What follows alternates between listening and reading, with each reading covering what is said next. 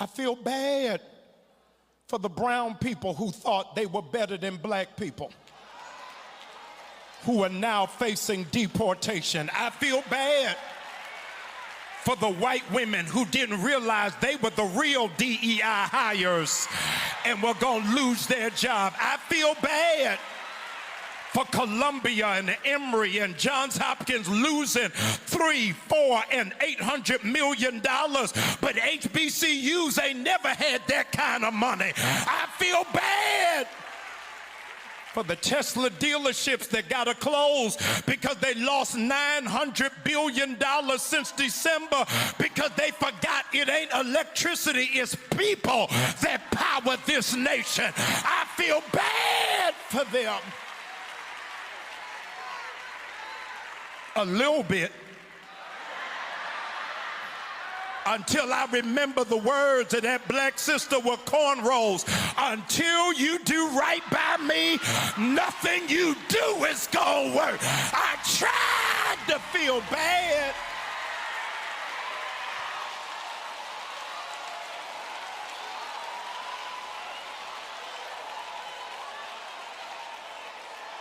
I feel bad for those who persecute you for righteousness' sake, for they don't know that the kingdom of heaven is about to be yours. Today, I'm telling you, feel bad for your enemies because he's about to prepare a table in the presence of your enemies. Elon Musk, the richest man in the world, the uncertified co-president of the United States, recently said on the Rogan podcast that the fundamental weakness of Western civilization is empathy. Did you hear what the richest man in the world said? He said the fundamental weakness of Western civilization is empathy. The inability to feel for others is at the root of what you are seeing take place in America right now. They don't have any feelings for the 5.8 million blacks that are getting ready to be purged off of Medicare. They don't care, have no feeling for the 64% of those who are on Medicaid that are black because the wealthy have private doctors. They don't care about immigrants being criminalized because as a white South African, he has a white privilege while melanated Africans can't get a visa. Don't tell me you feel me if you gotta put on gloves to touch me.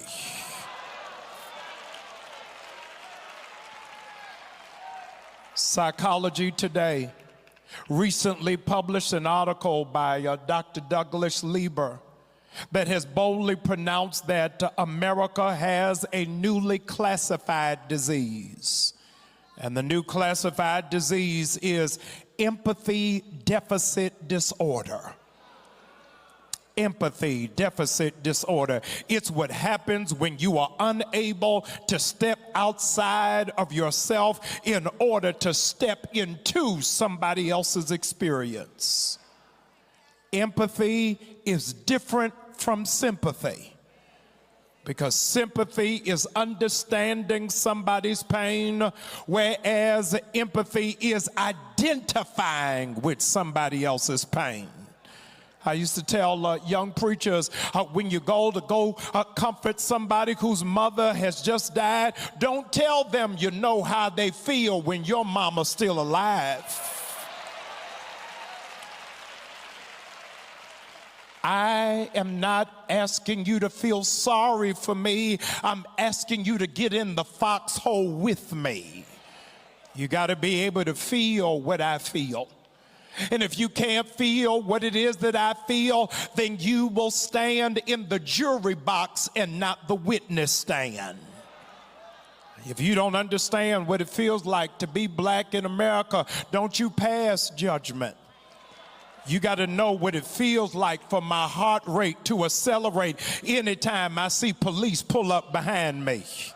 You got to know what it feels like to be vulnerable as a woman, to walk through a parking lot by yourself and you hear footsteps coming up behind you. You got to know what it feels like to not get your prayers answered but still have a prayer life. You got to know what it feels years of having inequitable education opportunities.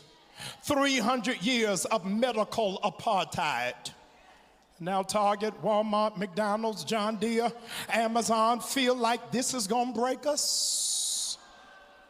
This is not our first rodeo.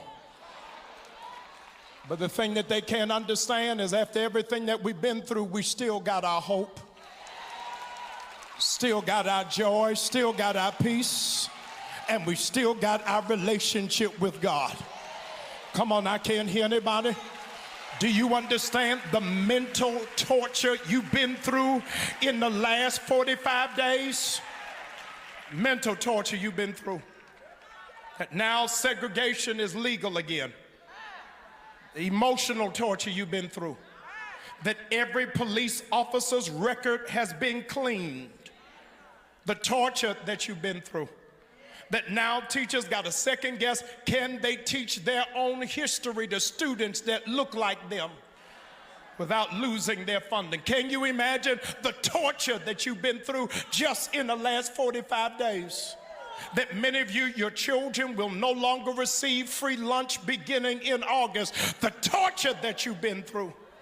That there is absolutely no sympathy or grace for veterans or for seniors. The torture that you've been through. But be not dismayed.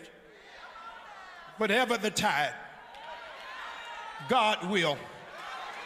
He'll take care of you. When you've been picked on, harassed, and bullied for so long, you begin to feel helpless.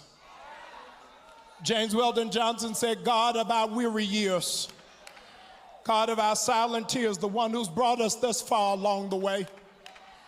300 years of degradation. 300 years of being marginalized and ostracized. 300 years of being castrated and lynched. Was utilizing the idea of moral imagination. Moral imagination is the ability to anticipate or project yourself in the middle of a moral dilemma. Not even having reached adolescence, she figured that segregation